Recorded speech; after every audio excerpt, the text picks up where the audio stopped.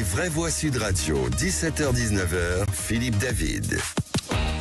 Bienvenue dans les vraies voix de Sud Radio de 17h à 19h. On n'a pas le bonheur d'avoir Cécile avec nous. Elle sera absente quelques jours et je tiens à lui dire, et les vraies voix tiennent à lui dire qu'on l'embrasse. Au menu du jour à 17h30, le grand débat. Colère des syndicats pénitentiaires après la demande d'extraction de Mohamed Amra la semaine prochaine pour être auditionné par les juges à Paris. Son évasion sanglante à un péage avait d'ailleurs coûté la vie à 2 agents pénitentiaires l'an passé. Bruno Retailleau préférait une audition en visio ou au sein de l'établissement pénitentiaire. Alors parlons vrai, est-ce qu'un déplacement du juge ou une visio ne vous aurait pas paru plus cohérente vu la dangerosité du détenu? Et à la question, Amra extrait de sa prison, est-ce irresponsable? Vous dites oui à 91%. Vous voulez réagir? Aude attend vos appels au 0826 300 300. À 18h40, le coup de projecteur des vraies voix. La disparition des agences bancaires s'accélère. La France en a perdu plus de 3000 rien que sur les 5 dernières années. La tendance était déjà là pour faire des économies face à la concurrence des banques en ligne. Alors parlons vrai, préférez-vous une banque avec ou sans agence? Et à la question, craignez-vous de voir disparaître votre agence bancaire? Vous dites oui à 59%. Vous voulez réagir? C'est 5 centimes l'appel et c'est Aude qui le prendra avec son sourire légendaire et vous n'aurez donc pas besoin d'appeler votre banquier à la sortie au 0826 300 300. Et on aura comme invité Frédéric Guyonnet, président du syndicat national des banques CFE-CGC et nos éditorialistes du jour. Les vraies voix Sud Radio. Bonsoir Philippe Bilger. Bonsoir monsieur Philippe David. Président de l'Institut de la Parole, auteur de Me Too Much aux éditions Héliopole. Bonsoir Françoise Mon Devois, cher Philippe éditorialiste David, Sud comment Radio. ça va? Et vous? Ouais, super bien. Très bien. Ouais, une pensée pour Cécile quand même. Oui, on l'embrasse toujours. absolument, bien Ça serait bien évidemment. de dire et de répéter à quel point nous aimons Cécile. Et absolument, vous l'avez dit, on le pense en Tout plus sincèrement, du fond du cœur. profondément, ouais. Et enfin, on a appelé la police, elle a répondu au 17, Bruno Poma, président d'Initiative Sécurité Intérieure et maire de Belleflou dans le département de l'Aude. Bonsoir. Bonsoir, je rentre de vacances, alors je suis en pleine forme pour affronter Françoise et Philippe Bilger. À chaque fois, vous mettez des consultants de très haut niveau. Voilà, Bruno, un jour, ça ne marchera plus. Non, mais excusez-moi, Mais ne t'inquiète pas, parce qu'en réalité, ne vous inquiétez pas, mon cher Bruno, parce que Cécile n'étant pas là, il est déjà désactivé pour le quiz. Et un jour, on vous dira que c'est vrai, ce que vous dites de vous-même. Excusez-moi, vous avez dit des consultants. Non, c'est des chroniqueurs. Peut-être que vous avez besoin de consulter, mais ça ne vous regarde pas, c'est le secret médical. Mais moi, me faire consulter par Bilger ou Degois, je peux vous dire que mon état mental n'est pas à ce niveau-là. Alors, vous savez, j'étais dans Aragon, dans la Sierra des Goires. c'est très beau, je connais bien. Je voulais saluer 2 jeunes qui nous écoutent souvent, Sally et Nico. C'est les moniteurs canyons qui nous ont emmenés avec ma compagne se balader dans ces superbes canyons. Et donc, c'était quoi? Vous avez mangé quoi à midi? Non, mais alors, tu sais quoi? Et le prix des boissons, de la bouffe par rapport à la France. Ah ben, rien à voir. Plus cher? non, 2 fois moins cher. Non, mais j'ai voulu que ça devienne une Je vous amènerai, information mon cher capitale. Philippe, dans les canyons avec moi. Allez, on part. Ah, dans les canyons. Non, excusez-moi, vous faites pas sauter Bilger dans les canyons. Comme un canyon. On tient à le garder. Oui, non, Allez, mais on le part. Cap d'Agde, vous S'il pouvez vous- l'amener là-bas, c'est bien, il y a du plat en fait. Oui, C'est du excusez-moi, plat. non, je vous arrête. Au Cap d'Agde, il n'y a pas des canyons, il y a des canons. D'ailleurs, notre auditrice du jour est à quelques kilomètres du Cap d'Agde, puisqu'il s'agit de Nathalie de Béziers. Bonjour Nathalie. Bonjour à toute l'équipe. Content de vous parler ce soir. Eh bien, on est content de vous avoir. Alors vous voulez pousser un coup de gueule sur le coût du tabac, et en général, et des cigarettes en particulier. Ça va toucher Françoise Degois. Ben oui. Désolée Françoise, mais oui, effectivement, cette semaine, j'ai entendu sur votre radio, un matin de bonheur, que le coût du tabac pour l'État représentait 156 milliards d'euros. Donc, alors, j'avais envie de répondre, mais j'ai pas pu, 156 mais là, milliards je d'euros, peux. ça me paraît énorme. Non, c'est beaucoup trop. C'est le Non, coût. Alors, je me suis non, c'est pas renseignée. 156 C'est le coût- milliards. C'est le coût social du travail. Du tabac, par exemple. Ah oui, La ça c'est maladie, possible. etc. C'est possible. 156 milliards, ça me paraît Ça énorme. me paraît énorme quand même. Écoutez, on a un Non, budget mais de 3 000 vous pouvez milliards. vérifier. Non, J'ai non, vérifié, ça ce peut. Alors, allez-y, oui. Ce sont vos sources et je les ai vérifiées. Ça coûte bien 156 milliards. Le coût du tabac, le coût social du tabac. Oui, c'est-à-dire. Alors, moi, je voulais attendez, pousser laissez- un coup de gueule. Oui. Parce que si ça coûte si cher, pourquoi on laisse faire les choses comme on les laisse faire actuellement? Ça rapporte du pognon à l'État. mais ça ne rapporte pas 156 milliards. Hein. Non. Attendez, laissez-moi pieder. En fait, c'est le coût annuel, c'est pas ça. Le coût annuel, c'est 1,6 milliard pour le tabac seul, mais les recettes, c'est 15,3 milliards. Donc en fait, ça rapporte à l'État par an, d'accord ? Le coût du tabac, j'ai pas dit le coût social. Oui. Donc c'est encore une grosse hypocrisie de l'État, qui nous dit ça coûte cher, il faut faire des campagnes de prévention, mais en fait ils font de l'argent sur le dos des fumeurs, n'est-ce pas François ? C'est vrai. Parce que 81,5% du prix du paquet de cigarettes, ce sont des taxes. Oui. D'accord ? Bon. Alors moi, mon père est mort du tabac à 60 ans,6. Au bout de 6 mois de la retraite, à l'époque c'était 60 ans la retraite, n'est-ce pas ? Il est mort du tabac. Il faut savoir un gros fumeur sur 2 meurt prématurément. D'accord ? Ça veut dire qu'en fait, on économise sur les retraites qu'on verse à ces gens-là. Ça, ils n'en parlent pas en face. Bon, je dis pas que c'est bien, au contraire. Non, mais elle a raison. Mais ça prouve le cynisme non, du mais système. vous avez raison. Non, mais absolument. 56 milliards, je voudrais bien savoir. Non, mais Non, c'est pas possible. non. Non, alors je vous arrête. J'ai trouvé un chiffre. C'est sur CHU Média. A priori, c'est un média des hôpitaux. Ils disent 120 milliards par an, le vrai coût du tabac. Oui. Alors, je veux dire, c'est le vrai coût. Mais ceux qui ne rentrent pas dans les caisses de retraite parce que les gens les coûts de lutte contre la prévention c'est pour pas les que campagnes ça, de pub. elle a raison. Non, mais là où elle a raison, mais là où c'est un peu tiré par les cheveux, c'est-à-dire que le coût social, c'est les crises cardiaques, les maladies cardiovasculaires. On ne meurt pas que du cancer du fumeur quand on fume. Et vous avez absolument raison dans ce que vous dites. Et merci de souligner l'hypocrisie. Le tabac est une addiction.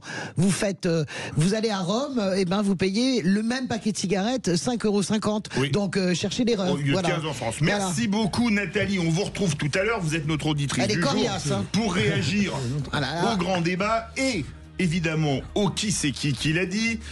Tout de suite, dans quelques instants, juste après la pub, donc le réquisitoire de monsieur le procureur qui sera à quel sujet ? Qui sera au sujet de la... Stéphane Séjourné. Stéphane Séjourné, j'hésitais avec l'autre. Vous les avez échangés ? Non. Eh bien, écoutez, ça s'est bien passé, son séjourné. Allez, on se retrouve tout de suite avec les vraies voix. Sud Radio. Parlons vrai. Sud Radio. Les vraies voix Sud Radio. 17h-19h. Philippe David. Retour des vraies voix avec Philippe Bilger, Françoise Degois, Bruno Pomar. Dans quelques instants, les 3 mots dans l'actu de Félix Mathieu. Bonsoir Félix. Bonsoir Philippe, bonsoir tout le monde. 3 mots dans l'actu qui sont disparition au pluriel, arrestation et révélation. On va parler évidemment de Nicole Croisy et de Philippe Labro qui nous quittent tous deux à l'âge de 88 ans. De cette arrestation aussi au Maroc, un homme soupçonné d'avoir commandité plusieurs des enlèvements dans la crypto-monnaie en France. Et puis du rêve bleu qui se poursuit à Roland-Garros pour la révélation française du tennis. Loïs Boisson, la 361e du tennis mondial, se qualifie en demi-finale en éliminant la numéro 6, la Russe Mira Andreeva. 3 mots, donc disparition, arrestation, révélation. Allez, c'est parti, le réquisitoire de monsieur le procureur. Les vraies voix Sud Radio, le réquisitoire du procureur. Philippe Bilger. Et c'est sur Stéphane Séjourné que vous allez requérir. Oui, alors la nomination de Stéphane Séjourné comme commissaire européen avait suscité, n'avait pas suscité d'enthousiasme, mais presque de l'ironie, jusqu'à de la dérision. Je ne suis pas persuadé que jusqu'à maintenant, mais il manque peut-être des informations, il a accompli des tâches colossales dans son secteur. Mais il a dit une phrase qui m'a intéressé, je défend une Europe qui n'emmerde pas les Français. Et cette phrase, un peu grossière, qu'on ne peut que légitimer, l'Europe n'est pas faite pour emmerder les Français, m'a rappelé celle célèbre de président Pompidou, et j'y ai vu comme une sorte de léger rappel. Et au fond, en me demandant si la magie des mots n'allait pas faire de Stéphane Séjourné quelqu'un qui allait entrer dans le cœur des Français comme le président Pompidou. Je crains que non.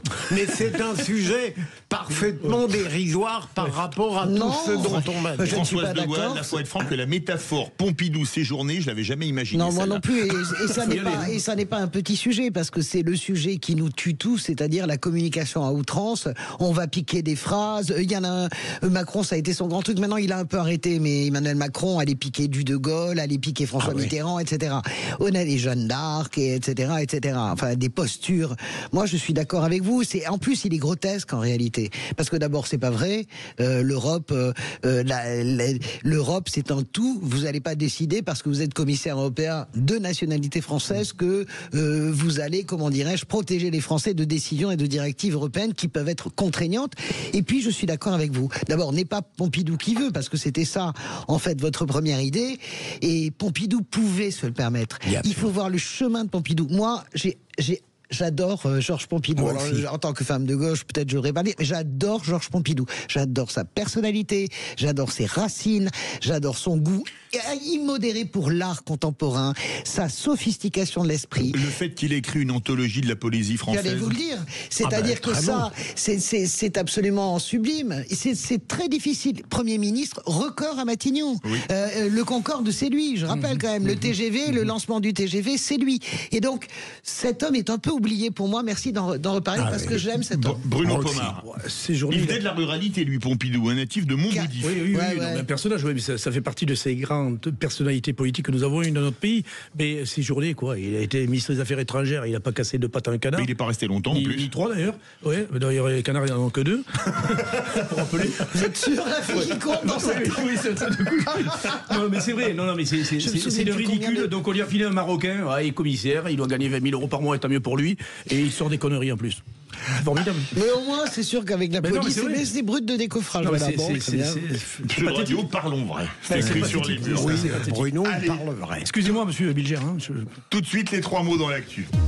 Les vraies voix Sud Radio. Bonsoir Félix. 3 mots dans l'actu qui sont disparition au pluriel, arrestation et révélation. 2 disparitions de 2 touches à tout. Philippe Labro, journaliste, écrivain, cinéaste, mais aussi parolier, tire sa révérence à 88 ans, le même âge que Nicole Croisille. La chanteuse, danseuse, mais aussi comédienne nous laisse notamment son entêtant Shabadabada. Il est soupçonné lui d'avoir commandité une série d'enlèvements dans le milieu des crypto-monnaies. Un homme de 24 ans vient d'être arrêté au Maroc. Et puis à Roland-Garros, le parcours fulgurant de Loïs Boisson, 361e mondial après avoir été blessé au genou l'an dernier. Invitée du tournoi, elle vient d'éliminer la numéro 6 en quart, la russe Mira Andreeva. Les vraies voix Sud Radio. Puisque là-bas vous êtes ses amis. J'adore. C'est joli ça. Parlez-moi de lui. Je n'ai chanté que des chansons d'amour. Je sais que ce que j'ai apporté aux gens, déclarait Nicole Croisille à Paris Match il y a quelques années. Elle qui avait été élue la plus belle voix de l'année 1975. Chanteuse dite à voix, un peu à contre-courant de la mode yéyé de l'époque. Et sans doute précurseur à ce titre. Elle reste aussi associée évidemment à ce refrain entêtant du film Un homme et une femme.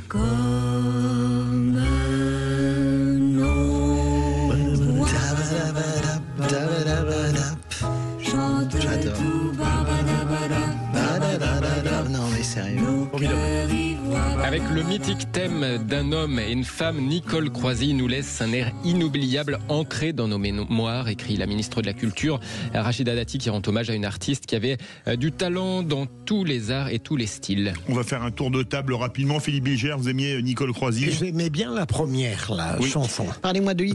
Moi, il y a une chanson. Une femme qui est une très belle chanson. Il y a une femme avec toi et il y a J'ai besoin de toi, j'ai besoin de lui. Voilà la vérité. C'est l'histoire. En fait, elle raconte des histoires de femmes peut-être déchirées ou dans un amour fou. Ça, c'est être une femme et une femme déchirée entre deux amours qui explique qu'elle ne peut pas choisir. Ouais.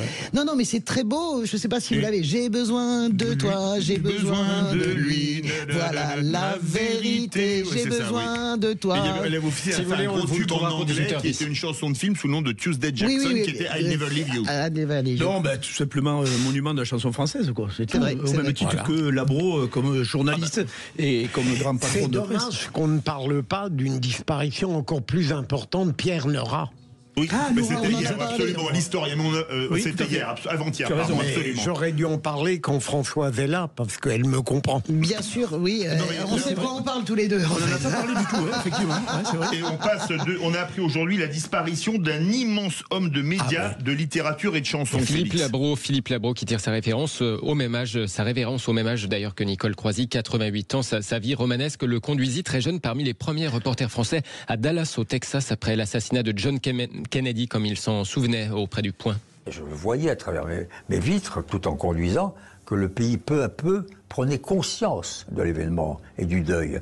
On voyait tout d'un coup, dans des maisons ou des hôtels ou des stations-service, les gens descendre leur drapeau. J'avais vu, ça m'a toujours beaucoup frappé, un gros camion, ces fameux trucks, là, ces énormes camions qui traversent les États-Unis, s'arrêter sur le bord de la route. J'ai vu descendre le driver, le conducteur, s'appuyer sur la portière avant et pleurer.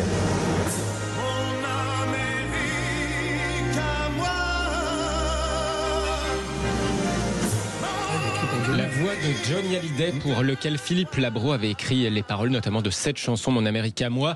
Journaliste, présentateur radio, télé, parolier, cinéaste, patron de médias. Hommage appuyé ce matin sur Sud Radio de Jean-Jacques Bourdin, qui l'avait connu comme dirigeant d'une autre station de radio, RTL. Ce fut l'une de ses nombreuses casquettes. Lui était plus qu'un journaliste. Oui, c'est ça.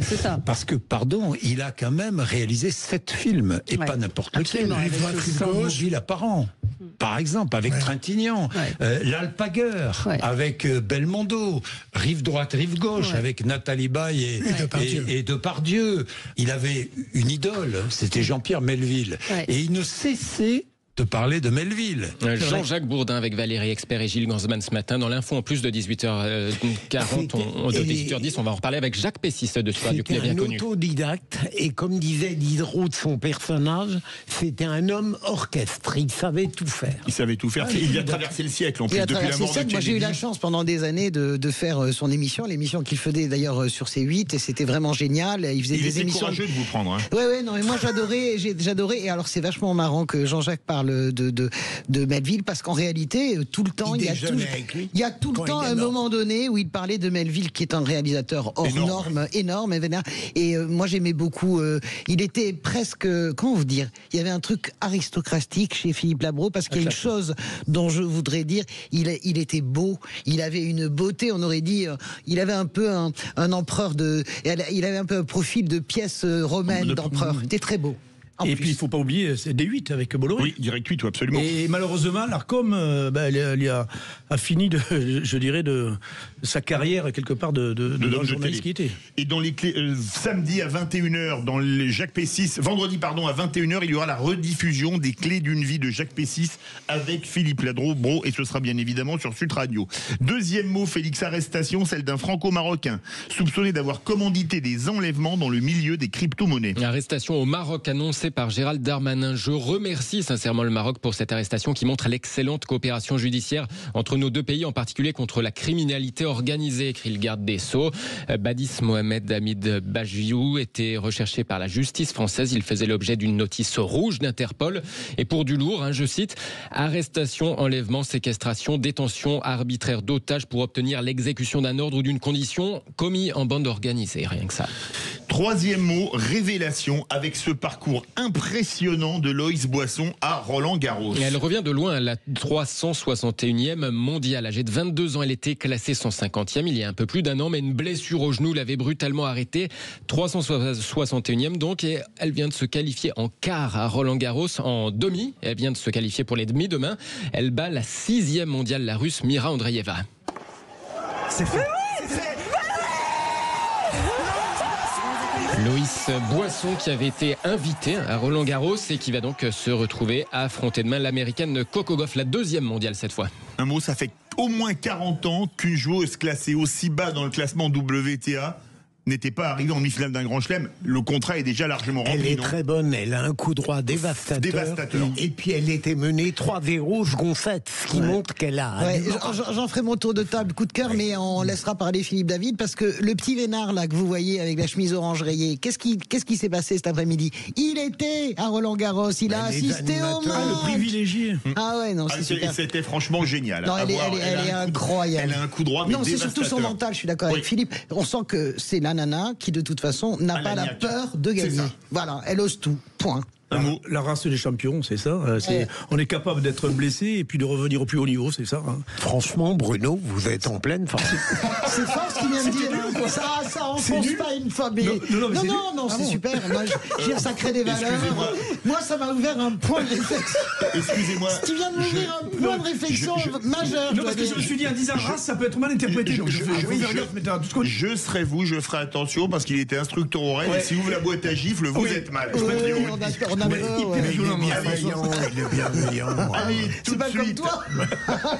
Dans un instant, polémique, le grand débat polémique sur l'extraction de Mohamed Amra. Les syndicats s'y opposent. Retailleau plaide une audition en prison ou en visio. Alors parlons vrai, est-ce qu'un déplacement du juge ou une visio ne vous aurait pas paru plus cohérente vu la dangerosité du personnage? Et à la question, Amra extrait de sa prison, est-ce irresponsable? Vous dites oui à 91%.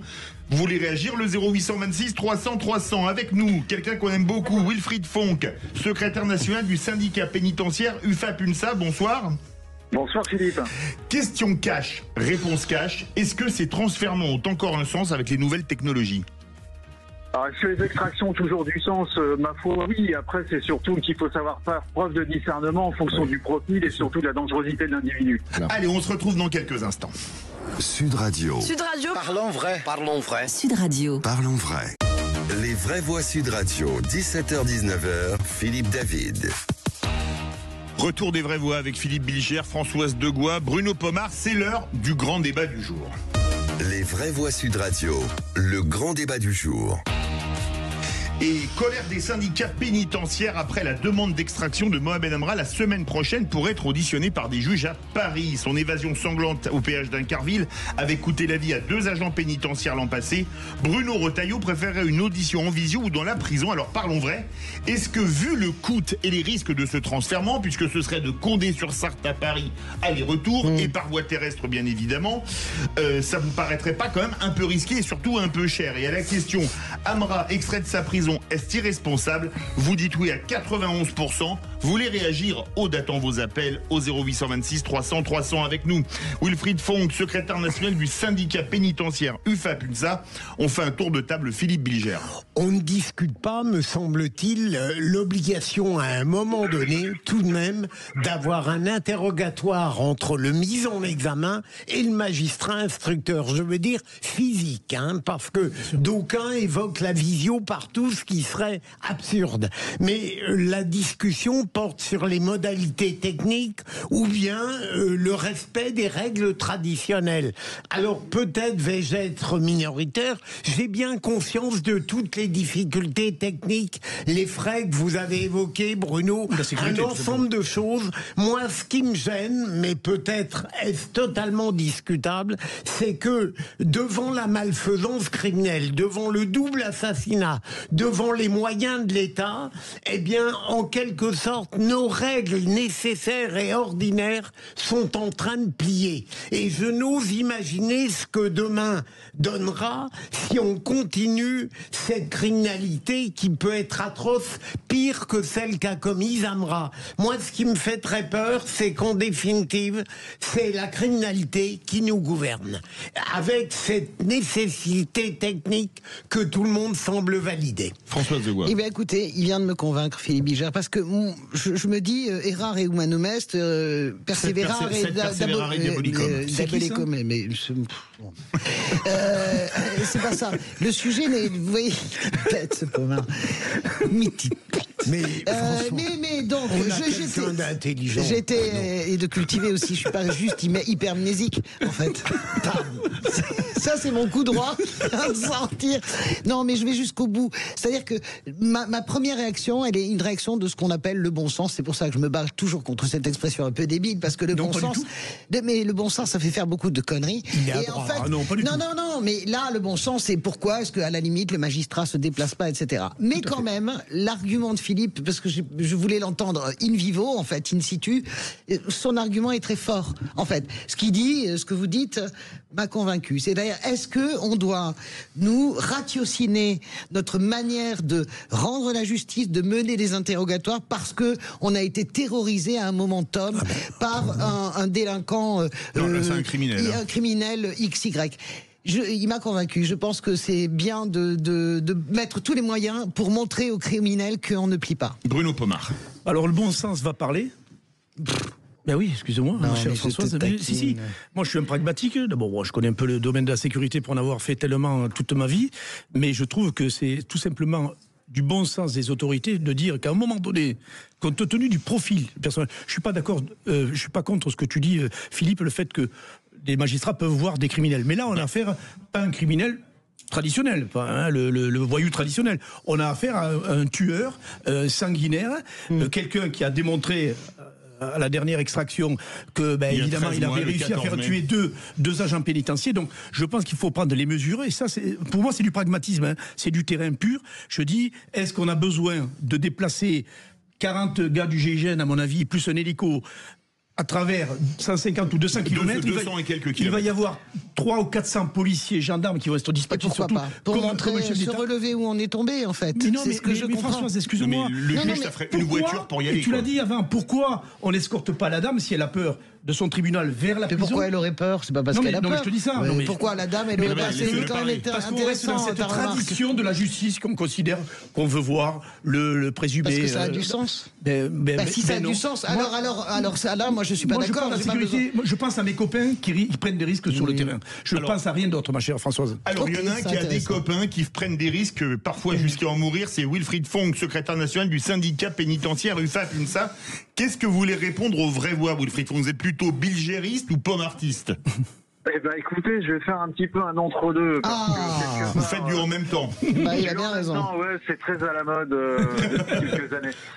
Ceci étant, non, mais je comprends, j'entends ce que dit Philippe et je pense que sa réflexion est remplie de sagesse au niveau philosophique, parce qu'effectivement, ce n'est pas à la criminalité finalement de dicter la manière dont la justice doit être rendue dans ce pays. Pour autant, il faut tout de même entendre aussi l'émoi que peut susciter cette annonce de l'extraction de cet individu au niveau des personnels, parce que nous on est toujours sous le coup de la perte de nos 2 camarades, des blessures qui ont été infligées à nos 3 autres camarades aussi, et qui aujourd'hui sont en train de lutter pour essayer de reprendre une vie normale tant bien que mal, et qui quelque part on avait aussi engagé nous tout un travail avec le ministère de la Justice, la direction de l'administration pénitentiaire, pour essayer de trouver des solutions pour pouvoir garantir la sécurité des personnels sur ce type de mission-là.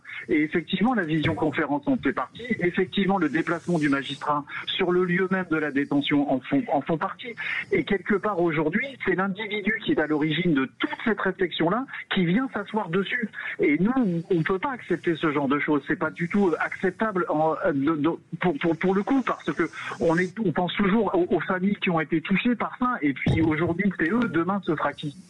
Vous voulez témoigner? Tiens, vous êtes gardien de prison, vous avez déjà eu à transporter, à faire un transfèrement d'individus particulièrement dangereux. Venez témoigner au 0826 300 300. Alors, Philippe Bilger. Est-ce que vous ne craignez pas, Wilfried, que finalement, j'ai bien conscience des modalités techniques et des contraintes financières, et notamment de ce que l'administration pénitentiaire, qui a été tragiquement touchée, souhaite, mais comment va-t-on à l'avenir? Est-ce qu'on va discriminer?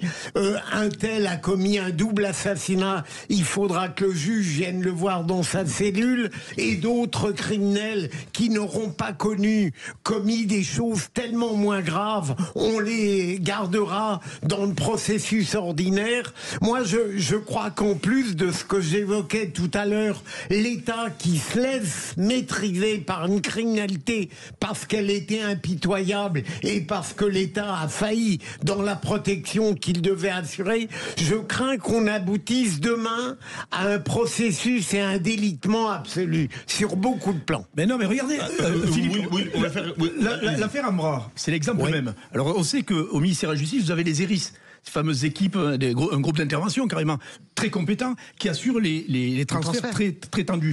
Mais là, on a affaire à un cas très particulier. C'est pas le gars qui a fait 3 braquages ou 4 braquages. On sait que celui-là, on va pas tenter. Non, mais Bruno, moi je comprends ce que veut dire Philippe. C'est-à-dire qu'à partir du moment où vous mettez le doigt dans l'engrenage, et il faut demander à Wilfried, à partir du moment où vous mettez le doigt dans l'engrenage, vous rentrez dans une forme de facilité qui fait que finalement, on se laisse glisser sur cette pente. C'est du pragmatisme. Non, mais quelle facilité? Mais c'est du bon sens. Est-ce que vous entendez ce qu'on vous dit? Oui, mais moi je vous dis, c'est du bon sens. Arrêtez avec ce bon sens, qui ne veut rien dire. À partir du moment. Si les politiques en manquent beaucoup le bon sens. Excusez-moi, ma chère Françoise. Bon, écoutez, on va pas discuter. Mais j'arrête. Mais non, mais c'est insupportable. Le bon sens, c'est le bon sens. Arrêtez de sauter sur votre chaise. Ça veut rien dire. Permettez-moi d'avoir un avis quand même plutôt éclairé sur le domaine de la sécurité, ma chère Françoise. Je ne viendrai pas avec vous sur le côté économique. Je suis d'accord avec vous, Bruno. Moi, je suis juge de paix, en fait, entre Philippe Bilger et Bruno Pomar, parce que sur cette question, je ne me sens pas du tout légitime, à part avoir des émotions. Je vous dis juste que c'est très puissant ce que dit Philippe Bilger. Si, à cause d'Amra, parce que au nom du bon sens, il est terrible et qu'il est unique, eh bien, on risque de mettre le doigt dans un engrenage qui nous amène dans une déliquescence. Mais quel engrenage? L'engrenage de la facilité. Mais la facilité de quoi? Un coup c'est Amra, après ça va être oui mais lui, est-ce qu'il n'a pas les caractéristiques de Amra? Oh ben après tout, tiens, une visio. Et puis comme ça, vous glissez de plus en plus. Vous glissez. On va faire réagir. On va faire réagir Wilfried Fonck. Wilfried Fonck, vous trouvez que c'est aller dans la facilité de ne pas que les juges n'y aillent pas? Vous êtes d'accord ou pas? Alors l'objectif, c'est pas de tomber dans la facilité. L'objectif, c'est de trouver des solutions et de rester pragmatique. Alors oui, aujourd'hui, on a une justice qui fonctionne d'une certaine manière, avec d'énormes carences, notamment en matière de sécurité et notamment ceux des convois pénitentiaires. Derrière, est-ce qu'il n'est pas temps, à un moment donné, de s'interroger aussi sur la manière dont la justice fonctionne? Nous, on développe une idée qui est celle des établissements spécialisés et adaptés au profil des détenus. Mais cela ne peut être possible aussi si on l'intègre dans le fonctionnement global de la justice. Pourquoi ne pas créer demain des cités judiciaires avec des tribunaux et des bureaux d'instruction, avec des établissements pénitentiaires intégrés dans ce type de cité-là, à l'intérieur desquels on pourrait faire circuler les détenus dans des tunnels souterrains, comme c'était le cas dans certaines vieilles maisons d'arrêt qui donnaient directement dans les tribunaux et où finalement on n'avait pas besoin de les sortir à l'extérieur. Wilfried, vous rêvez un petit peu, excusez-moi, parce que on manque de... excusez-moi de vous le dire aussi, franchement. Ça permet aussi, en étant optimiste, de faire avancer les choses. Oui, mais on manque déjà de prisons, je dirais, traditionnelles. Là, vous parlez de bunkers judiciaires. Pourquoi pas, hein, attention, je suis pas contre ce que je vous dis. Mais déjà, ayons quelques prisons supplémentaires, ça sera déjà pas mal. Allez, on part au 0826 300 300. On retrouve notre vraie voix du jour, Nathalie de Béziers. Qu'est-ce que vous en pensez, Nathalie ? Alors, moi, je suis plutôt d'avis à suivre les préconisations de Monsieur Fonck. Oui. Pour moi, le bon sens, c'est l'intelligence. Et pour moi, qui suis vraiment dans le peuple en général, pour moi, nécessité fait loi. Or, là, on est en face d'un criminel hautement dangereux qui a été capable, du fond de sa cellule, d'organiser un guet-apens énorme par rapport à son déplacement la première fois. Qu'est-ce qui nous dit que lors du prochain déplacement qui est déjà prévu, puisque vous en parlez, donc c'est connu dans la presse. Ah oui, bien sûr, oui. Et il n'y a pas un super déplacement, une super intervention qui peut se monter en face du déplacement prévu par Monsieur Darmanin. Et imaginez l'impact sur les médias, la population, si jamais vous avez ce risque qui se réalise, vous avez votre GIGN, vous avez votre hélicoptère, vous avez vos 10 motards, et en face vous avez encore plus de narcotrafiquants qui, pour montrer leur force, vous font un truc comme dans les cinémas américains. Vous imaginez notre décrédibilisation, pardon. Ouais. Alors, mais je peux répondre à Nathalie. Je vais retourner la question avec comme ça, Bruno. Imaginez donc l'inverse. Imaginez le signal que vous envoyez aux narcotrafiquants, parce que vous dites, vous savez quoi, vous avez réussi une fois. Eh bien nous, ce qu'on est en train de vous montrer, c'est qu'on va non seulement le réextraire et que ça va bien se passer, et que même si vous tentez quelque chose, c'est nous qui gagnerons. Mais tu crois qu'ils ont peur? Tu crois qu'ils ont peur, les mecs en face? Mais je pense qu'ils ont tellement peur qu'ils attaquent toutes les prisons, tellement on est en train de les emmerder. C'est de la mauvaise foi. Quelle image de la France ça donne? Franchement, on n'est pas fichu après un double assassinat de ressentir le même mec.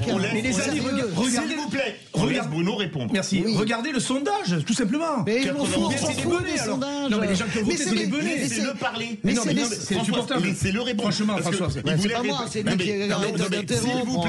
S'il vous plaît, Bruno Pomar voulait répondre à Nathalie. Oui, non, ce que je veux dire par là, d'abord, ce qui va se passer avec la loi anti-narco voulue par Darmanin, c'est que ça sera l'exception, l'extraction. C'est bien, et c'est ce qui m'inquiète d'ailleurs. Je vais vous dire, ça va pas faire plaisir à Françoise ni à Philippe.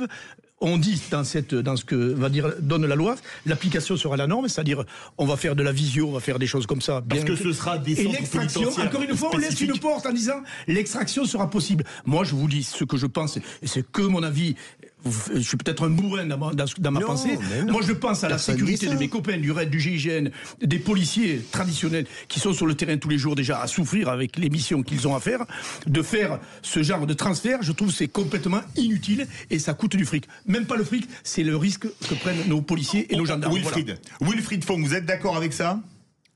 C'est sûr que quand on regarde un peu la balance risque-bénéfice, aujourd'hui la balance penche plutôt en faveur du risque que du bénéfice. Donc oui, il faut aujourd'hui être pragmatique et en effet, je pense que il faut savoir faire preuve de discernement et qu'en fonction des profils, en fonction des risques et des risques évalués, avérés, oui, derrière il faut s'adapter en conséquence parce que quand bien même la justice doit rester humaine, parce que ça reste une justice humaine quoi qu'il en soit, mais derrière il est hors de question d'aller exposer des vies humaines parce que ce sont des pères, des mères de famille et qui sont attendus chez eux le soir en rentrant après leur boulot. Ben, je vais répondre à ça avec l'exemple italien d'un de nos héros qui est Giovanni Falcone et Paolo Borsellino qui disait exactement ce que Philippe Bilger est en train de dire et moi aussi. Il refusait par exemple de renoncer au transfert et il en est mort. Et Borsellino en est mort aussi. Mais donc que ça n'a peut-être pas été un succès. Mais si, ça a été un succès. Non, excusez-moi, je vais finir parce que c'est quand même un dossier ça que je connais par cœur. J'ai assez travaillé là-dessus. Non, ça a été un triomphe. Aujourd'hui en Italie, ça a été un triomphe. C'est le point de départ. Borsellino et Falcone, c'est le point de départ de la bataille gagnée sur la mafia italienne et sur notamment la Camorra. Je suis désolé de vous le dire. Sur le coup des transferts. Françoise, est-ce que je peux finir? C'est le travail de fond que font les juges, les enquêteurs et tout, c'est pas le fait de transférer ou pas des mecs. Est-ce que je peux finir ce que disait Falcone sur le combat contre la mafia? C'est un combat aussi puissant sur le plan pragmatique et d'enquête que sur le plan symbolique. C'est aussi puissant d'être capable de dire je suis Falcone et Borsellino, je continue à travailler et à aller et à fonctionner de la même manière et c'est aussi comme ça. Ne crois pas que tu décourages pas les narcotrafiquants. Ils ont foutu tout le monde en prison. Ça c'est sûr, mais encore une fois, ne t'arrête pas juste sur le coup. Je me déplace et c'est ce qui a fait. C'est pas ce que je veux dire. Il parlait de l'élément puissant qui consistait à dire à la mafia nous ne changerons pas à cause de vous et de la terreur que vous imprégnez. Merci beaucoup Wilfried Fong, secrétaire national du syndicat pénitentiaire UFAPUNSA pour ce débat enflammé. Avant de faire le qui c'est qui l'a dit en compagnie de Nathalie de Béziers, notre auditrice du jour, on va vous faire des cadeaux. Ah ouais. Allez, à l'occasion de la fête de la radio, nous offrons, Sud Radio et Muse vous offrent des récepteurs DAB+, Muse ou Muse, selon que vous prononciez à la française ou à l'anglaise. Allez, tiens, Philippe Bilger, un chiffre entre 1 et... Je vous dis pas 0, vous serez capable de dire 0. Entre 1 et 10, allez-y. Le 8. Le 8e appel au 0826 300 300 gagne un récepteur DAB+, qui fait également l'AFM, il a un écran LCD, un tuner FM intégré, une prise casque, 60 stations en mémoire et c'est un cadeau Sud Radio et Muse. Le 0826 300 300, le 8e appel. On se retrouve tout de suite avec Nathalie pour le qui c'est qui l'a dit. Sud Radio, c'est votre opinion qui compte. J'adore Sud Radio et alors des choses positives à prendre et des informations que l'on n'a pas ailleurs. Sud Radio, parlons vrai. Les vraies voix Sud Radio, 17h-19h, Philippe David. Retour des vraies voix avec Philippe Bilger, Françoise Degois, Bruno Pomar. Il y en a qui vont finir au trou ce soir. Notre auditrice du jour, Nathalie de Béziers. Ça va Nathalie ? Oui, ça va très bien. Vous savez ce que vous devez faire, c'est à vous de lancer le qui c'est qui l'a dit, alors vous avez la parole. Eh bien, on va essayer de trouver qui a sorti les petites phrases du jour. On lance le jeu, c'est parti. C'est parfait. Les vraies voix Sud Radio, le quiz de l'actu. Alors, Nathalie, qui c'est qui l'a dit? À gauche, je conseille à tous ceux qui se voient candidats à la présidentielle de se modérer un peu. Plus on se multiplie, moins on a de chance. Facile. Socialiste fort. Bonne réponse de Nathalie. C'était ce matin sur Sud Radio. Qui c'est qui l'a dit, Nathalie? On ne peut pas se projeter sur 2027 si on se déchire avant 2026. Peut-être pas Darmanin. Non. Marine Le Pen. Non. Bardella. Non. Retailleau. Non. Mais Tondelier. Non, chef de parti. Fabien Roussel. Bonne réponse de Françoise Degois. Fabien Roussel. D'accord. Le secrétaire général du PCF. Qui c'est qui l'a dit, Nathalie? J'espère que dès septembre, nous puissions faire supprimer le sursis et mettre en place des peines minimales dans une proposition de loi. Nathalie. Darmanin. Bonne réponse de Nathalie, qui marque 3 nouveaux points. Qui c'est qui l'a dit, Nathalie, sur le crime raciste dans le Var? Bruno Retailleau contribue à un climat d'islamophobie qui est à l'œuvre. Je l'ai vu, ça. Je l'ai lu dans la presse aujourd'hui. Ah oui, mais ça ne nous dit pas qui c'est. Non. Mélenchon. Léaumont. Non. Porte. Non. Non, ben Bompard. Bonne réponse de Françoise Degois. Ben oui. Je sais pas, il y avait une chanson de Patrick Juvet, c'était Où sont les femmes? Là, c'est Où sont les hommes? Bilger et Pomard, 0 point. Qu'est-ce qui vous arrive par rapport à Françoise? Qui c'est qui l'a dit, Nathalie? Il n'y a pas Cécile, pardon, bien sûr. Celle-là, c'est le coup de pied de l'âne. Qui c'est qui l'a dit à propos du second mandat d'Emmanuel Macron? On n'a pas de grand projet, pas de grand souffle. Nathalie. Alors, c'est quelqu'un qui est macroniste, forcément, qui ne veut pas le grand projet. Qui c'est qui reste chez les macronistes? Il n'y en a plus beaucoup. C'est pas Philippe, il l'a dit, Édouard Philippe. Philippe Bilger a été plus rapide. Il a combien de points, Bilger? 3. Dominé, François. Non, j'aime pas du tout ce petit regard. Qui l'a dit? Nathalie. Bruno Retailleau parle comme Nicolas Sarkozy, mais agit comme Christophe Castaner. Ah, c'est joliment fait, ça. Nathalie. C'est pas Rassemblement National, ça? Non. C'est pas mal, ça. C'est assez drôle. C'est pas loin du Rassemblement National, mais c'est pas Rassemblement National. Ciotti. Bonne réponse, il l'a dit plus vite. Ciotti, Philippe Bilger. Ah, il remonte. Vous privilégiez à chaque fois. Non, mais attendez, contrairement aux affirmations de certains, je suis parfaitement intègre et honnête, et là, il était un peu en avance. Un peu en avance, et de toute façon, il s'en sent pas mal sans Cécile, je trouve. Qui c'est qui? Vous êtes odieuse. Qui c'est qui l'a dit, Nathalie? Bruno Retailleau, c'est tout pour sa gueule, rien pour les Français. Oula. Ça, c'est à gauche. C'est quelqu'un de gauche? Non. Marine Le Pen. Non. Philippot. Non. Ah bon? C'est un député. Tanguy. Bonne réponse de Françoise Degois, Jean-Philippe Tanguy. Qui c'est qui l'a dit? J'entends dire que le macronisme c'est fini, mais il y a des héritiers dont l'ambition est bel et bien de faire du macronisme sans Macron. Nathalie. Donne ma langue gauche. Attends, Brun Privé? Non, c'est un président de région. Ah ben c'est... Bertrand. Qu'est-ce qu'il a dit, Bertrand? Il essaie de me perturber à chaque fois. C'est énervant. Eh bien, écoutez, le score est tombé, le verdict aussi. C'est extrêmement serré. Françoise Degois, 9 points. Nathalie, qui a été vraiment très bien, 6 points, comme Philippe Bilger. Bruno Pomard, je pense qu'il a fait du social et pour la dernière question, il s'est dit bon allez, là j'y vais quand même pour pas être Fanny. Nathalie, ça a été parfait. Vous êtes une auditrice fidèle de Sud Radio et des Vraies Voix? Je vous adore tous les jours, le matin en allant au boulot, le soir en partant du boulot, je vous adore. Oh bah écoutez, on vous adore aussi. On vous embrasse du côté de Béziers. Dans quelques instants... Si vous voyez ce week-end, n'hésitez pas à prendre des photos si vous apercevez Philippe Bilger vers le Cap d'Agde. Allez, je vais pas au Cap d'Agde. Oh, c'est ce qu'on dit, oui. Bah, écoutez, vous n'êtes pas comme Bilger, alors.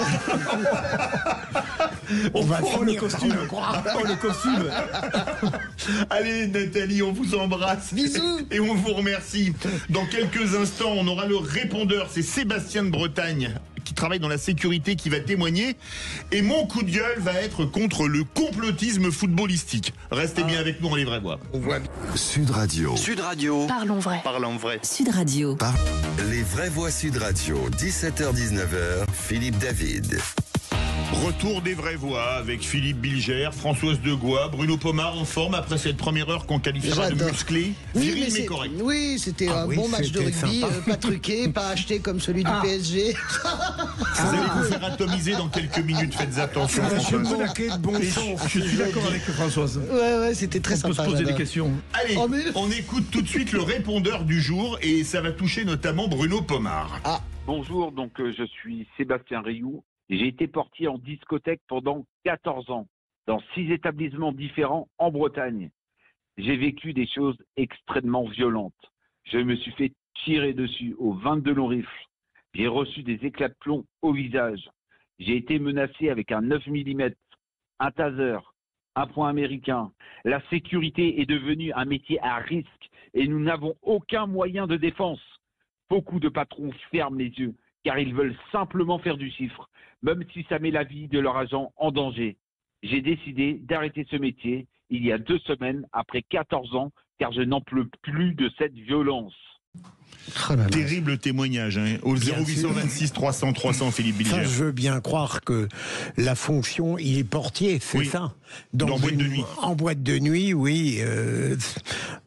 Mais je n'imaginais pas tout de même une telle violence. J'avais tendance à penser que les gens qui étaient refusés ne se comportaient pas forcément comme certains VRL ou autres.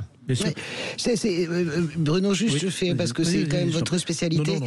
Je suis sidéré de voir que fleurissent désormais partout dans des lieux totalement improbables des panneaux rappelant que c'est 200 € d'amende pour un comportement agressif. Je voyais ça dans le bus. J'ai un copain qui a été vendre des livres chez Gibert. Vous savez, on vend les livres, etc. parce que Gibert vit là-dessus.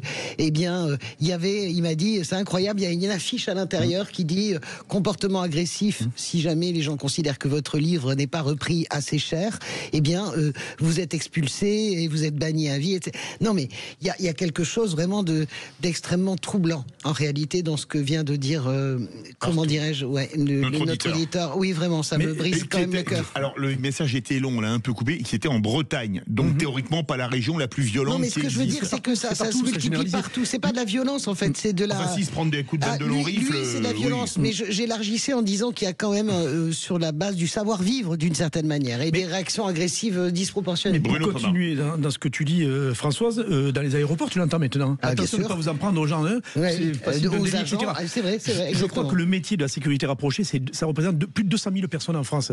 On va arriver comme aux États-Unis, moi je vous le dis, mes amis. D'ailleurs, c'est Buffet, le ministre, qui est en train de travailler sur ces sujets-là dans la loi sur la sécurité globale, c'est que les sociétés de sécurité privées vont avoir de plus en plus de pouvoir contrôlés par l'État, par le régalien évidemment. On va avoir bientôt, et on en a déjà, des agents de protection armés, civils, avec des autorisations spécifiques. Donc on va vers de plus en plus de sécurité, parce qu'il y a de plus en plus de violence gratuite parfois, mais de la violence tout simplement. Vous imaginez quand vous êtes stadier là aujourd'hui, imaginez un stadier du Stade de France. Mais terrible. C'est quand même extrêmement anxiogène, parce qu'ils sont pas du tout armés, hein, les stadiers. Non, ils ont juste ils ont des CRS à côté. C'est toute la différence, contrairement à un portier de boîte de nuit. Oui, parce que alors, sauf au rugby où il y a très peu de CRS, mais au foot, alors là, il y a toujours des centaines de CRS. Vous avez raison, mais quand même, vous avez que votre baraque personnelle. Oui, mais vous avez 300 CRS à 10 mètres et un peu plus loin. Non, mais c'est vrai que la violence, c'est clair qu'elle s'est généralisée un peu partout et dans nos provinces, etc. Moi, j'ai fait videur de boîte de nuit, etc. Ce qui dit là, moi, j'ai jamais vécu. Si, quelques claques. Hein, vous avez distribué à des mecs parce que de boîte. Ben si, au Cap d'Agde, je Il n'est pas agressif, il n'est pas si agressif. Non, il n'était pas d'ailleurs dans un mood d'agression. Il était dans autre chose, on ne sait pas pourquoi. Allez, les vraies voix. On quitte le Cap d'Agde pour pas la côte atlantique, mais les bords de la Gironde. Bonsoir Sophie de Bordeaux. Bonsoir les vraies voix, bonsoir Philippe. Bonsoir. Alors, vous avez été le 8e appel au 0826 300 300 et vous avez Oui. Et je suis trop contente. Eh bien, nous, on est très contents de vous avoir. Vous avez donc gagné un récepteur DAB+ Muse, cadeau Sud Radio et Muse, avec qualité numérique DAB+, tuner FM intégré, écran LCD, prise casque et 60 stations en mémoire. Génial, un grand merci aux vraies voix, un grand merci à Sud Radio et merci à Muse. Ah ben Muse, oui. Vous êtes une auditrice fidèle de Sud Radio ? Oui, je suis beaucoup sur la route, donc j'écoute souvent Brigitte, Alexandre et les vraies voix. Et grâce à ça, vous n'êtes plus dans la Muse. Oh là là, oh là là. Super, subtil. Vous êtes plus dans la Muse, la mousse. Vous avez compris, malgré votre cerveau atrophié de policier à la retraite en plus. Mais François, moi je passais à Muse, au groupe Muse. Muse sur les s'il vous plaît, on va faire réagir Sophie. Quand vous entendez l'humour de Françoise Degoire, rassurez-moi, vous n'avez pas envie de changer de station. Non, j'adore Françoise, j'adore, elle vous tient tête à tous. Moi, je suis fan. J'espère que la direction a bien entendu. Patrick Roger, si vous nous entendez, vous avez vu, il y a des gens qui m'aiment. La même Françoise qui dit que j'ai le cerveau ramolli parce que je suis flic. Super. Non, vous êtes flic à la retraite. Muse. Absolument. Mais Oui. vous aimez bien Bruno qu'elle vous titille. Oui, bien sûr, mais évidemment, on est là pour ça. Sophie, Philippe Bilger, s'il vous plaît. Sophie, on vous embrasse, on vous remercie d'être fidèle à Sud Radio. Et donc vous avez gagné, je le rappelle, un récepteur DAB+ Muse pour évidemment écouter Sud Radio. Allez, dans quelques instants, le coup de gueule du jour. J'en ai marre du complotisme footballistique qui est né, je savais pas que ça existait. Et ensuite on aura Jacques Pessis pour l'info en plus, puisque on va parler notamment de la disparition de Nicole Croisy et de Philippe Labro. Restez bien avec nous sur Sud Radio. Sud Radio. Parlons vrai. Parlons vrai. Sud Radio. Parlons vrai. Sud Radio. Parlons vrai. Vraie Voix Sud Radio, 17h-19h, Philippe David. Retour des vraies voix avec Philippe Bilger, Françoise Degois et Bruno Pomar. Et c'est l'heure du coup de gueule. Les vraies voix Sud Radio. Comme d'habitude, je vais remettre le clocher au milieu du village, un village qui se trouve dans le 16e arrondissement de Paris. Pourquoi le 16e ? Parce que c'est là que se trouve le Parc des Princes, stade du PSG, et que les quantités de délire qu'on trouve sur le net depuis leur brillante victoire contre l'Inter en finale de la Ligue des Champions a eu lieu. Ainsi, on peut lire à coups de vidéos et de posts sur les réseaux sociaux que, il n'y a aucun doute, le match de samedi soir a été truqué, acheté, bref, que le PSG ne méritait pas sa victoire. Alors, il y a bien sûr les comptes fans de l'OM, pour certains comptes fans de l'OM étant à jamais le premier club à avoir gagné la Ligue des Champions, mais le PSG étant à jamais le premier club français à avoir gagné 2 Coupes d'Europe. Mais ça fait partie du folklore footballistique. On peut d'ailleurs comprendre la frustration de certains commentateurs d'avoir dépensé des dizaines d'euros dans l'achat du maillot de l'Inter, mais personne ne les a obligés à le faire. Parmi les arguments forts qui font se tordre de rire toute personne qui connaît un peu le football, 5-0 à ce niveau, c'est impossible, le match a été acheté. Match acheté, Marseille, toute ressemblance avec des faits ayant existé est purement fortuite. Donc cela signifie qu'en 89, quand le Milan AC explose 5-0 le Real de Butragueño, Hugo Sanchez et Michel, le match avait été acheté. Comme donc la finale 94 où Barcelone, grand favori, qui comptait dans son effectif Romario, Stoichkov, Koeman ou Guardiola, a pris 4-0 contre le Milan AC, en étant aussi inexistant dans une finale de Ligue des Champions que l'Inter samedi. Quand le PSG a perdu 6-1 contre le Barça, avec un arbitrage scandaleux qui fait que ce match mérite plus d'être appelé, à mon avis, sodomisada remontada, les mêmes ne trouvaient rien à redire et encensaient même M. Artekin, l'arbitre allemand du match. Enfin, pourtant, on aurait pu se poser des questions sur l'arbitrage.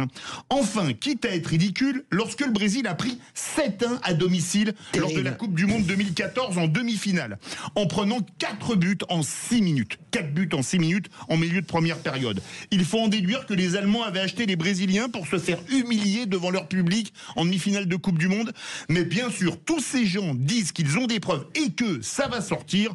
Complotiste s'écrit en un mot, mais devrait aussi pouvoir s'écrire en 2. Le match n'a pas été truqué, j'en suis persuadé, mais là où je vous objecte quelque chose, les scores que vous évoquez n'ont jamais correspondu à des matchs où l'une des équipes a été dominée au point où l'Inter l'a été. Le Brésil-Allemagne, 6-7-1, excuse-moi, mais le score ne veut rien dire, François. Non, attendez. Alors moi, je à la défense. Alors, je vois tout ça. Ce ne sont pas que des contes de complotistes. Ça commence à faire son chemin. Il y a même Zoé Sagan, c'est Zoé Sagan qui dit que ça va sortir. Mais ça, c'est le sommet du complotisme. Mais il y a. Non, Cantona, c'est une fake news. Il a pas dit ça. Il a pas dit ça. Mais après, il y a les vidéos où on voit Di Marco en réalité qui se tourne, qui défend pas, etc. Moi, je crois que il y a des moments où même les plus grandes équipes sont tétanisées par l'enjeu. Souvenez-vous, la Coupe du Monde, vraiment 2022, la France pendant 60 minutes n'existe pas. Ils ne savent plus jouer en réalité. Ouais. Ils sont tétanisés par les buts qu'ils ont ramassés. Et je pense que c'est vraiment un fait psychologique. Je vais reprendre un truc. J'ai regardé les buts de tous les matchs que j'ai cités. Je peux vous dire que la défense du Brésil face à l'Allemagne est autant à la rue que la défense de l'Inter. Il n'y a pas que Di Marco. Tout le monde est à la rue. David Luiz, etc. Tout le monde, bien sûr. J'ai regardé tous les buts de l'époque. C'est l'effet psychologique en réalité de l'enjeu. Ouais, c'est ça. Moi, ça veut dire que je suis tordu d'esprit comme certains, là, puisque ça a l'air de sortir, mais effectivement, c'est la réaction que j'ai eue. J'étais sur une chaîne concurrente chez vous, à côté de Rességuier et du coach Courbis. Et effectivement, j'ai eu au moment d'une coupure, j'aurais dit, mais ils n'ont pas acheté le match. Et là, les deux m'ont regardé avec des grands yeux. Ça m'a un petit peu glacé, pour tout vous dire, compte tenu des grands spécialistes du foot que c'est.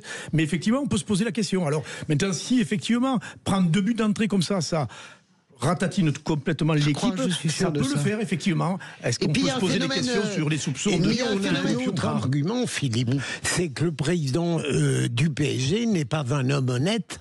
Oui, alors vous voulez qu'on parle des autres présidents? Je peux vous dire que là, il y a quelques dossiers qu'on pourra ressortir aussi. Il y a aussi, vous savez, il y a aussi, et ça on en parlait l'autre jour avec Philippe, je pense qu'il y a la dimension psychologique qui est que finalement l'Inter a joué sa finale face au Barça, en fait. Et en ayant donné un football si magnifique, au fond, ils n'avaient plus rien à donner en finale. Allez, tout de suite l'info en plus avec Félix Mathieu. Félix, on revient sur ces disparitions de deux fortes personnalités, Nicole Croisille et Philippe Labro. Les vraies voix Sud Radio. De touche à tout, on entendait tout à l'heure le fameux Dabba Dabba Da de Nicole Croisille qui vient de nous quitter à 88 ans, chanteuse, danseuse, comédienne. On lui doit beaucoup de chansons d'amour, dont celle-ci dont nous parlait Françoise Degois tout à l'heure. J'ai besoin de toi, j'ai besoin de lui. Voilà la vérité, j'ai besoin de lui. Et nous sommes en ligne avec Jacques Pessis, qui a bien connu non seulement Nicole Croisille, mais aussi Philippe Labro. On en parlera dans un instant. Bonsoir Jacques. Bonsoir Jacques. Bonsoir Félix, bonsoir à tous. Nicole Croisille, d'abord on entendait tout à l'heure ce refrain de film, Un homme, une femme, refrain qui reste dans tous les esprits, indépendamment d'ailleurs du film lui-même. Qu'est-ce qu'elle incarnait pour vous ? D'abord, au départ, elle ne voulait pas être chanteuse, mais danseuse. Et elle voulait être chanteuse d'opéra. Et puis, elle essaie de partir aux États-Unis. Elle fait un peu de télé comme danseuse. Ça marche pas comme aux États-Unis. Et elle revient en France. Et Francis Lay, qu'elle rencontre, lui dit, je vais te présenter un jeune metteur en scène, Claude Lelouch, qui entend sa voix. Et c'est comme ça qu'elle enregistre cette chanson, qui était une maquette. Les paroles n'étaient pas terminées. Donc le Dabba Dabba Da, c'était provisoire, il y aurait eu des paroles dessus. Mais finalement, quel dommage.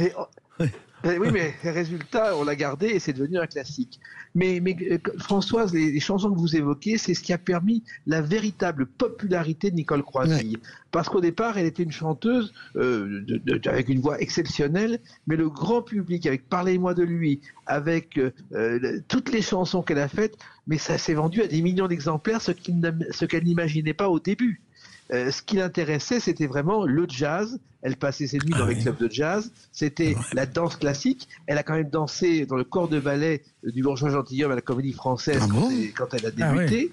Et puis, il y a une chanson que l'on a oubliée, qui est I Never Leave You. J'adore. Tuesday Jackson. Et Tuesday Jackson, c'est Nicole Croisille. En fait, comme elle chantait en français avec du succès, il a fallu, pour convaincre les gens que le disque existe, qu'elle prenne un pseudonyme. Et ça a été un immense succès. Et puis il a disparu au même âge, 88 ans. Philippe Labro aussi s'en est allé, patron de médias, écrivain, journaliste, reporter, présentateur, cinéaste, parolier, notamment pour Johnny Hallyday. Philippe Labro qui racontait à Thierry Ardisson un rêve qui lui avait inspiré un début de livre. J'ai eu cette vision avec laquelle débute le livre, que j'ai cru voir. Tous les morts de ma vie, alignés dans une chambre, qui me faisaient un petit signe comme ça, viens. Jacques Pessis, vous l'avez bien connu, Philippe Labro. On parle d'un écrivain dont la vie a elle-même été romanesque, finalement éclectique, avec toutes ses casquettes. Et d'abord, il a été journaliste, il a travaillé à France Soir, et le jour de la mort de Kennedy, il est à l'Est des États-Unis, il prend le premier avion, et il va être le seul journaliste français, même européen, à interviewer Jack Ruby avant qu'il soit assassiné. Il a passé 3 jours à Dallas, qui ont fait des unes de France Soir, vendues à plus de 2 millions d'exemplaires. On parle du grand François, Jacques. On parle de l'immense Françoise de Lazareff, en fait. Mais bien sûr, et Lazareff avait découvert Labro à la télévision pour un reportage et l'avait engagé en disant il ira très loin. Il ne s'est pas trompé. Lazareff était le plus grand journaliste de l'histoire de la presse de ces 50 dernières années.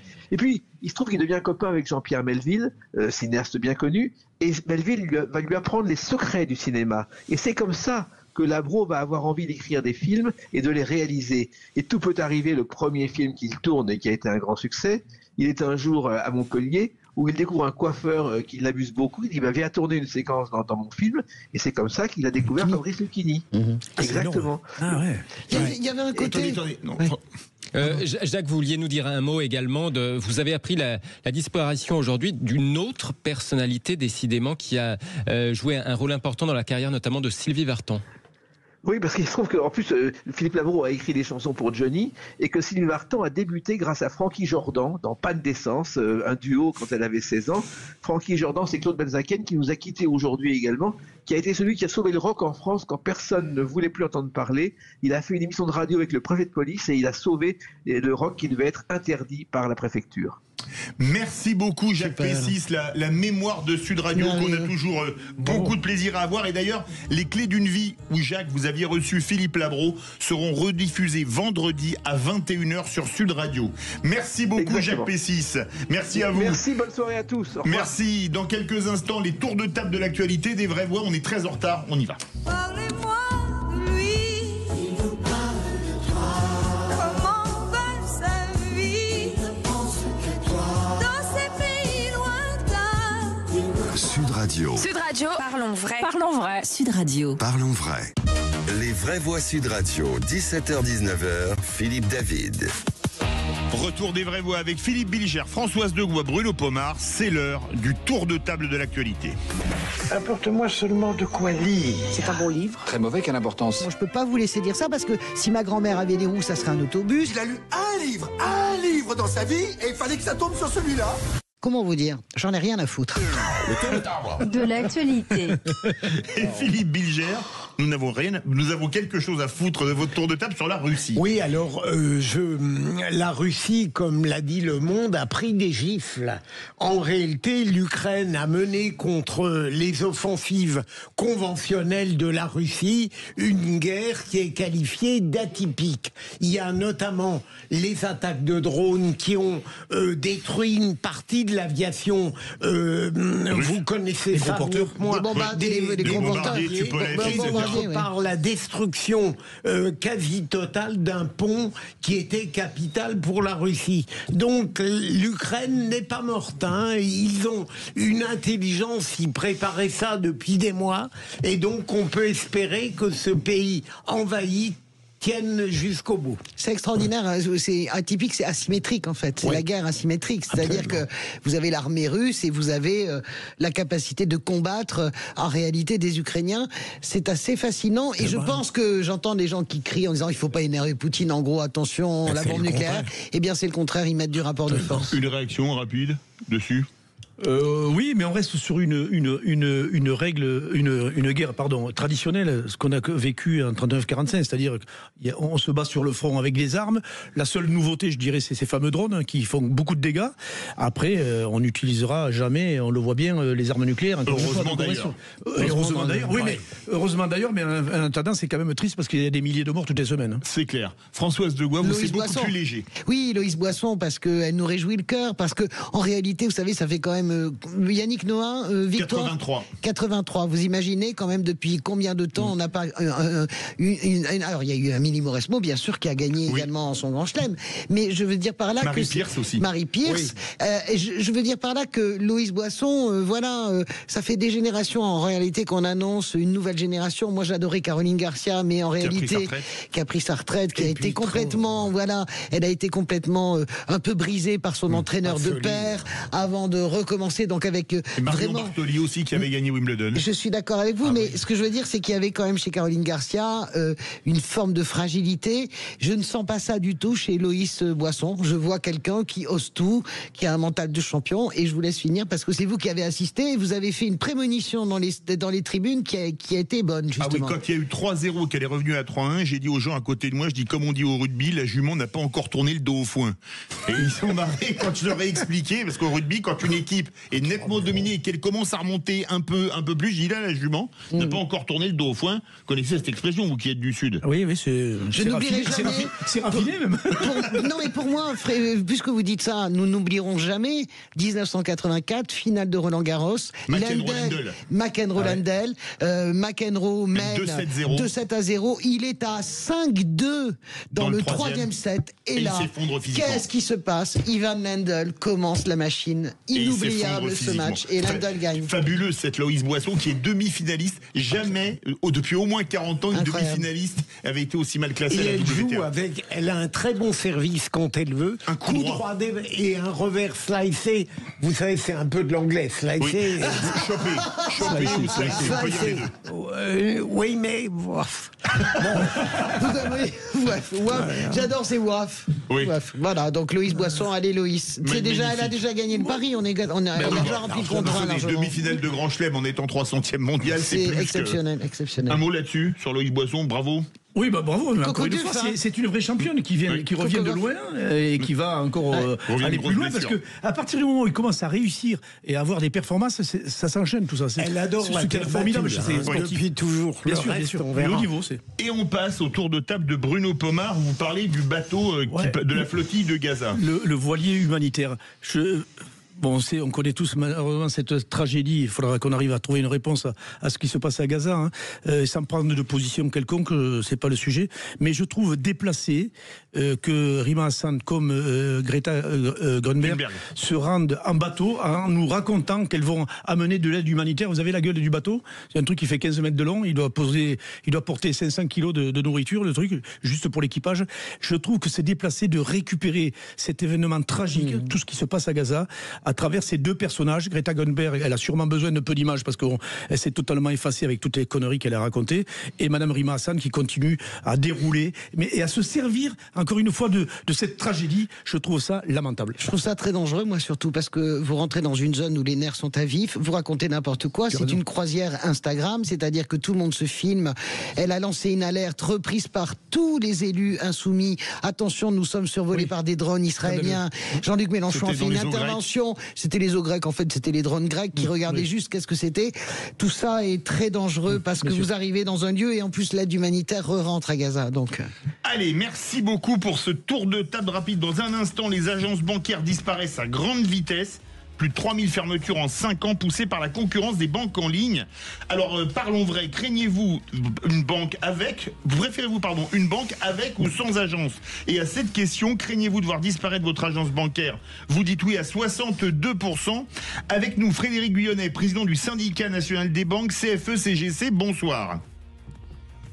Bonsoir Philippe. Question cash, réponse cash. Est-ce que la banque en ligne va remplacer la banque traditionnelle? Je ne le crois pas. Je pense que la banque à réseau a encore un grand avenir en France. Je vous rappelle qu'il y a quand même encore 36 000 agences en France aujourd'hui. Alors c'est vrai que la France a la particularité d'avoir un tiers des agences bancaires européennes qui se situent en France. Après, voilà, c'est vrai que les clients viennent de moins en moins nous voir en agence. Allez, on en parle. On en parle tout de suite avec les vraies voix. Tiens, vous avez votre agence bancaire qui a fermé dans votre village ou dans votre quartier. Venez témoigner au 0826 300 300. Sud Radio, votre avis fait la différence. Vous êtes une super radio, vraiment, vous êtes la radio du moment. Continuez, c'est super. Sud Radio, parlons vrai. Les vraies voix Sud Radio, 17h-19h, Philippe David. Retour des vraies voix avec Philippe Bilger, Françoise Degois, Bruno Pomar et c'est l'heure du coup de projecteur des vraies voix. Les vraies voix Sud Radio, le coup de projecteur des vraies voix. Et la disparition des agences bancaires s'accélère. La France en a perdu plus de 3000 rien que sur les 5 dernières années. La tendance était déjà là pour faire des économies face à la concurrence des banques en ligne. Alors parlons vrai, est-ce que vous pourriez changer de banque au cas où votre agence fermerait? Et à cette question, craignez-vous de voir disparaître votre agence bancaire? Vous dites oui à 62%. Vous voulez réagir? Tiens, vous avez votre agence bancaire qui a fermé dans votre village ou dans votre quartier, parce que ça arrive aussi dans les grandes villes. Venez témoigner au 0826 300 300. Avec nous, Frédéric Guyonnet, président du syndicat national des banques CFE-CGC. On fait un tour de table et on vous retrouve. Philippe Bilger. Alors, au regard d'une expérience quotidienne relativement pauvre en ce qui me concerne, le fait d'avoir une agence bancaire tout près de chez moi et de pouvoir y aller quand j'ai un souci, c'est quelque chose de fondamental. Si elle n'existait pas à cet endroit, eh bien, je crois que je changerais de banque. Françoise Degois. Alors, ce que je vois, c'est que oui, il y a une disparition programmée et c'est très grave parce que, bien sûr, il y a des disparitions dans les villes, mais il y a des disparitions dans les villes moyennes, les petites villes et les zones rurales. Et les banques, finalement, elles participent également de la désertification.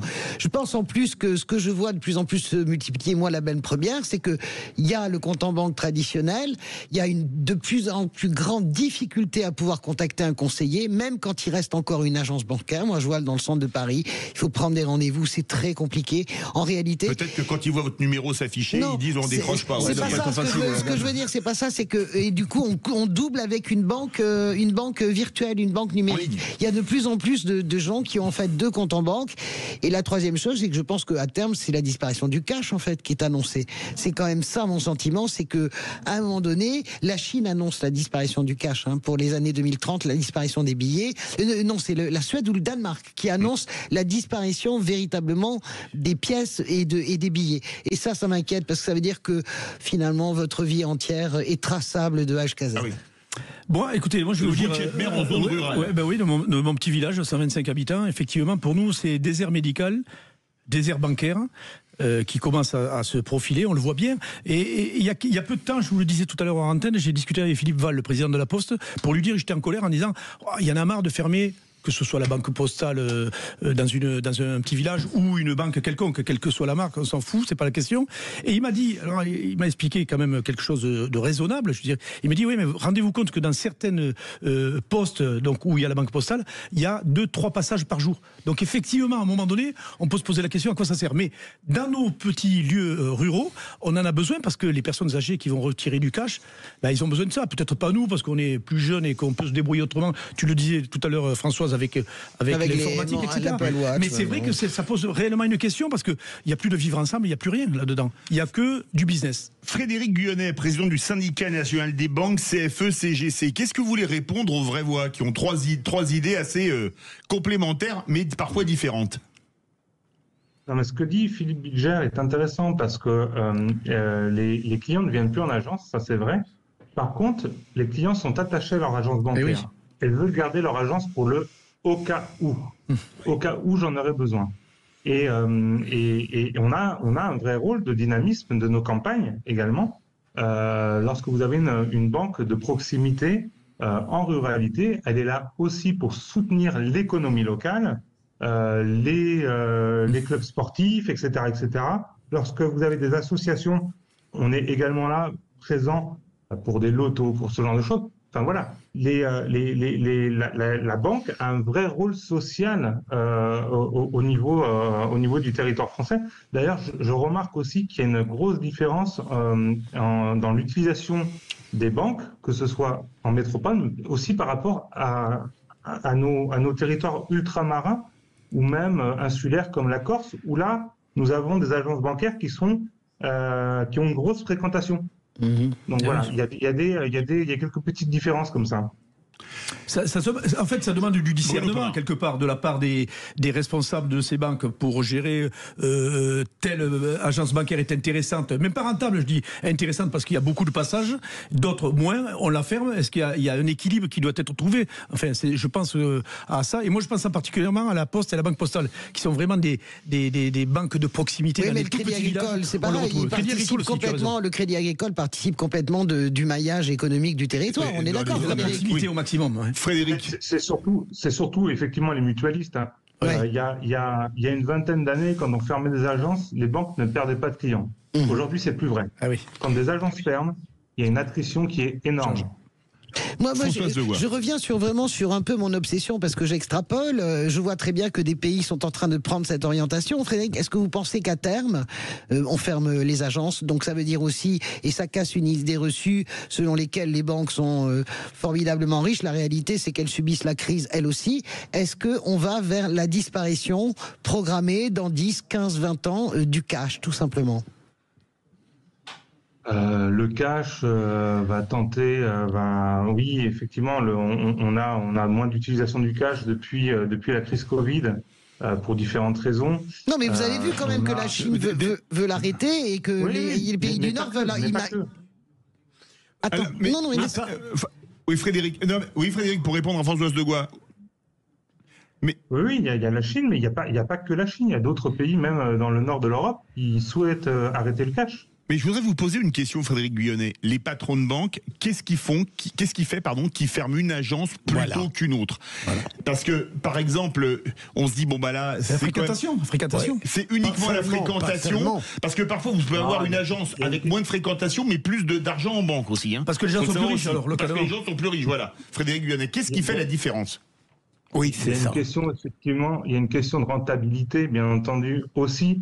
Dans les grandes villes, si vous avez une même marque bancaire qui a une agence tous les 500 mètres, c'est pas forcément déconnant de fermer des agences. Oui, c'est pas cohérent. Où il y a des loyers qui sont plus importants, etc. Moi, ce qui me dérange le plus, c'est partir de certaines campagnes. Voilà, ça c'est plus dérangeant, puisqu'aujourd'hui, certains clients vont faire 20, 30, 40, 50 km pour aller trouver une agence bancaire plus proche de chez eux. Donc voilà. Est-ce que vous avez, Frédéric, moi j'ai une question, est-ce que vous avez... comment vous vous adaptez? Parce que la réalité, c'est que maintenant, sur l'application numérique, on peut même faire des prêts jusqu'à 10 000, 15 000 euros avec une réponse immédiate, alors qu'il est de plus en plus difficile de faire des prêts relais parce qu'il faut remplir plein de critères. Là, les critères sont moins lourds. Alors ça génère du surendettement aussi. Hein. Mais je veux dire par là, comment est-ce que vous n'avez pas su vous réinventer? C'est évident, quand même. Comment est-ce que vous pouvez ramener des clients vers vous quand vous avez cette facilité, en fait, sur votre portable, en 3 clics, d'avoir 5 000 euros immédiatement sur votre compte? En fait, on essaye d'offrir des services complémentaires aux clients avec des expertises qui soient beaucoup plus poussées aussi. Maintenant, jusqu'à maintenant, on avait des généralistes. Aujourd'hui, on a des experts. On a des experts en épargne, on a des experts en crédit, des experts en assurance, etc. On veut apporter plus d'expertise aux clients. Maintenant, le client qui veut être géré parce que dans son quotidien, il veut une facilité, chaque banque traditionnelle a sa propre banque en ligne, en fait, finalement. C'est ça, oui, j'allais vous le dire, c'est vrai, vous avez raison, pardon. Et je suis frappé, moi je ne suis pas un spécialiste de tout ça, mais par là, l'urbanité des agents dans ces agences, et je pense à d'autres services qui peuvent apparaître apparemment réfrigérants comme les impôts, il y a une qualité d'urbanité et dans les relations que j'aurais aimé voir tout le temps dans le judiciaire. Je suis frappé, alors que vous ne donnez pas de consignes, je suppose, c'est simplement les caractères des gens. Frédéric Guyonnet. Oui, tout à fait, oui. Après, les banquiers sont sympas, c'est ce que dit Philippe. C'est des clients, en fait. Tu vas pas cracher sur la tête de ton client.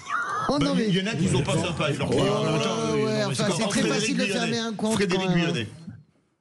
Je pense j'en suis sûr, les banquiers sont assez bien formés. Alors, c'est vrai, on a une nouvelle génération qui est en train de monter en compétences, mais les banquiers sont formés, sont de plus en plus, comme je le disais, experts sur des sujets. Donc, on pousse de plus en plus ces formations. On a des budgets de formation qui sont dans le secteur bancaire énormes pour s'adapter à cela. Si on ne bouge pas, si on reste comme on est, c'est sûr qu'on va mourir. La différence qu'on va avoir avec ces banques en ligne, c'est l'expertise. C'est ça. Et les banques en ligne, depuis les quelques années, l'avènement du numérique qu'elles ont été créées, est-ce qu'elles ont pris de grosses parts de marché? Et si oui, plutôt sur telle clientèle, les clientèles fortunées, ou alors carrément les entreprises, sur qui alors, les entreprises, pas trop. Par contre, Françoise le disait tout à l'heure, les clients qui sont clients des banques en ligne ont également des comptes dans les banques traditionnelles. Ouais. C'est souvent une banque d'appoint, finalement, la banque en ligne. C'est la banque qu'on va prendre à côté parce que plus de simplicité, etc. Par contre, lorsque vous avez des événements de la vie qui sont importants, l'achat de la résidence principale, lorsque vous avez une séparation dans un couple, lorsque vous avez une succession, ça, vous ne le faites pas avec votre téléconseiller, vous ne le faites pas en ligne. Vous avez besoin de voir un conseiller en physique et tout ce qui a trait avec des moments de la vie où le sentimental joue, vous avez besoin d'avoir un conseiller en physique. On est très latino, hein. On reste quand même sur l'aspect purement business, quoi, entre la fréquentation des banques, ce que ça rapporte, ce que rapporte la banque en local, et puis les charges que ça induit évidemment d'avoir des agences bancaires ouvertes et qui ne sont pas rentables. On est en train de perdre cette forme de service public quelque part, même si c'est des banques privées. Et ça, il faut quand même qu'on s'interroge. C'est au même titre d'ailleurs que les déserts médicaux, quoi. Sinon, on va mourir tous. Hein. Merci beaucoup, Frédéric Guyonnet, président du syndicat national des banques. J'espère qu'il faudra compter, on ira le plus souvent possible au Cap d'Agde. C'est une obsession. Président du syndicat national des banques, CFE-CGC. Merci beaucoup, Philippe Bilger. Merci beaucoup, Françoise Debois. Merci beaucoup, Bruno Pomar. Tout de suite, on va parler dans les vraies voix responsables de la protection des océans, puisqu'il y a le sommet de Nice qui va débuter. Et on va en parler avec des experts des mers et des océans, entre plastique, surpêche et tutti quanti. Vous voulez réagir, le 0826 300 300. Le